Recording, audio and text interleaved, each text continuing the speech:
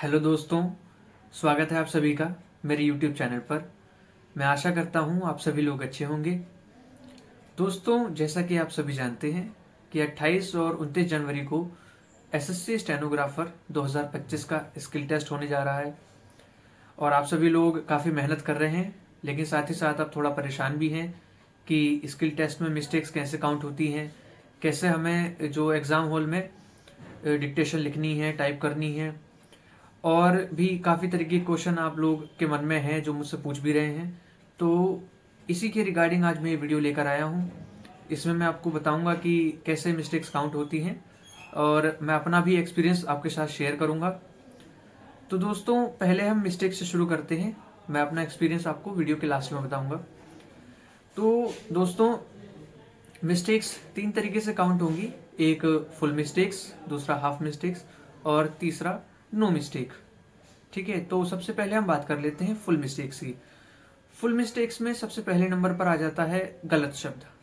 अगर आपने कोई भी गलत शब्द टाइप कर दिया है तो वो आपकी एक फुल मिस्टेक माना जाएगा। मतलब था कुछ और, आपने कुछ और टाइप कर दिया तो वो एक फुल मिस्टेक हो जाएगा। उसके अलावा न्यूमेरल, और अगर आप कहें वर्ड में, कई बार क्या होता है कि जैसे बोला गया 17, तो अब आप कंफ्यूज है कि हम इसको गणित वाला 17 लिखें कि हिंदी में इसको पूरा 17 लिख दें। तो आप इस दोनों में से कोई सा भी लिख सकते हैं, इसकी मिस्टेक काउंट नहीं होगी। लेकिन अगर आप उसको गलत लिख देते हैं तो आपकी एक फुल मिस्टेक काउंट होगी। जैसे 17 था, आपने गलती से उसको 70 लिख दिया तो ये एक आपकी फुल मिस्टेक हो जाएगी। ठीक है, अगर आप पैसेज से कुछ एक्स्ट्रा लिख देते हैं, ठीक है, जैसे कोई लाइन थी कि काम हो गया, आपने उसको हो गया था कर दिया, तो जो था है वो एक फुल मिस्टेक में आएगा। इसी के साथ अगर आप कुछ छोड़ देते हैं तो वो भी एक आपकी फुल मिस्टेक मानी जाएगी।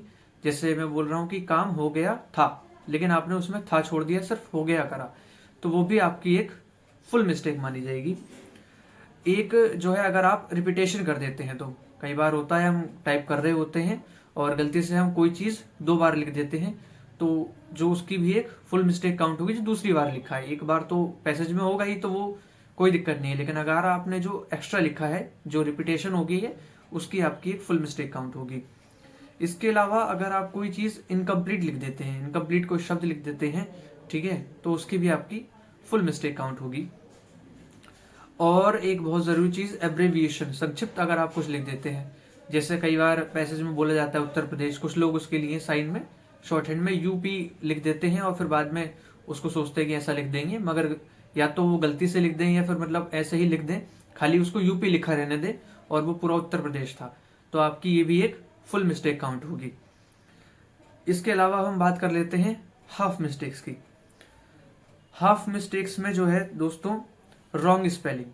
अगर आपकी कोई स्पेलिंग रॉन्ग हो जाती है, जैसे रिसीव्ड है एक शब्द, तो उसमें नहीं समझ में आता कि आई ई के लगाना है कि ई आई लगाना है, तो उसमें अगर आपने ऐसी कोई मिस्टेक हुई है जिससे मतलब उसकी मीनिंग चेंज ना हो, तब वो आपकी हाफ मिस्टेक मानी जाएगी। अगर मीनिंग ही चेंज हो जाता है, ऐसा शब्द लिख देते हैं जिससे मतलब छोटी सी आपकी जो स्पेलिंग थी उससे पूरी उसकी मीनिंग चेंज हो जाती है, तब वो फुल मिस्टेक होगा। अगर मीनिंग चेंज नहीं हो रही है, छोटी मोटी उसमें गलती है, तो वो हाफ मिस्टेक में आएगा।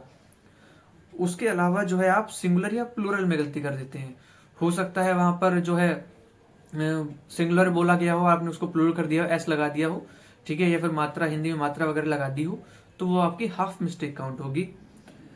और इसके अलावा बात करें तो जो सेंटेंस जब शुरू होता है तो पहला आप कैपिटल लेटर लिखते हैं इंग्लिश में, ठीक है, तो वो ना लिख के आप जो है उसको स्मॉल कर दें, तो वो भी जो है आपका मतलब जो है हाफ मिस्टेक माना जाएगा। इसके अलावा जैसा वो जो होता है कि नाउन जो होते हैं उसको आप कैपिटल ना लिखें, जैसे किसी का नाम है तो उसमें जो पहला लेटर रहता है उसको कैपिटल लिखना होता है, लेकिन आप उसको जो है स्मॉल लिख देते हैं, तो वो भी आपकी हाफ मिस्टेक काउंट होगी।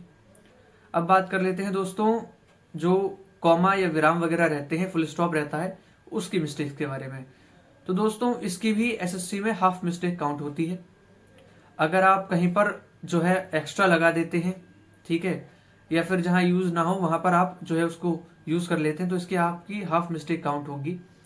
हम लोगों को भी नहीं पता होता है कि मतलब कहाँ पर आएगा कहाँ नहीं आएगा, तो आप इस चीज का ध्यान रखें कि जहां आपको लगे कि हाँ भाई ये लगाना ही है, ये ठीक है, अब सेंटेंस पूरा हो गया, यहाँ फुल स्टॉप लगा देते हैं, यहाँ पर कॉमा लगा देते हैं, तभी आपको लगाना है, वरना आप ना लगाएं, ठीक है।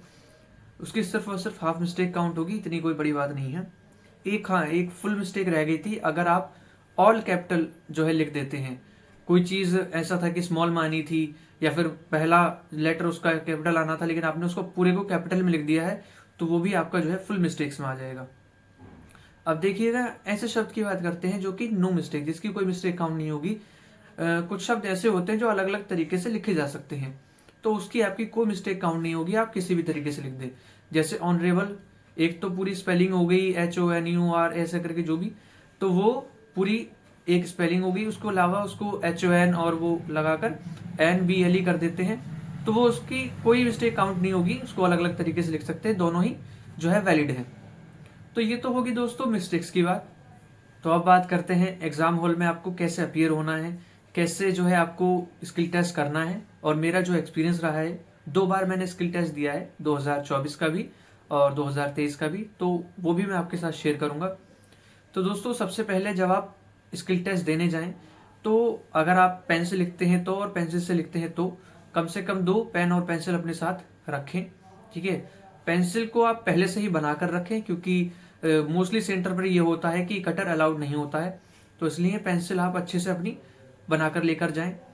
और एक रबर वगैरह रख लें अगर आपको ज़रूरत पड़ती है, इरेजर, ठीक है। तो ये चीज़ आप रख के लेकर चलें। और कोई मतलब जो शॉर्ट हैंड नोटबुक रहती है उसको ले जाने की ज़रूरत नहीं है, वो आपको वहीं से मिलेगी, ठीक है। ये सारी चीज़ें आप लेकर जाएं। और फिर जब आप अब होगा क्या, देखिए मैं आपको बताता हूँ कि एक स्पीकर होगा, उस पर से आपको डिक्टेशन बोली जाएगी। पहले जो है मॉक डिक्टेशन होगी 1 मिनट की, 2 मिनट की, ठीक है। उसको आप अच्छे से, कई बार क्या होता है लिखने देते हैं, कई बार बोलते हैं कि आपको लिखना नहीं है, केवल सुनना है, तो आप उसको अच्छे से सुने।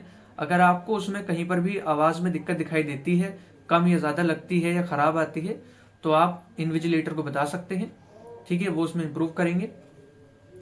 फिर उसके बाद आपकी जो एक्चुअल जो ऑडियो रहती है वो प्ले की जाती है, जो कि मतलब जो स्पीड होगी उस हिसाब से बोली जाएगी, 80 वर्ड वाले में 80 की, और जो 100 होगी वो 100 की। इसमें भी मैं आपको एक बात बता देना चाहता हूँ, क्योंकि क्या रहता है कि बिल्कुल स्मूथ नहीं चलती है।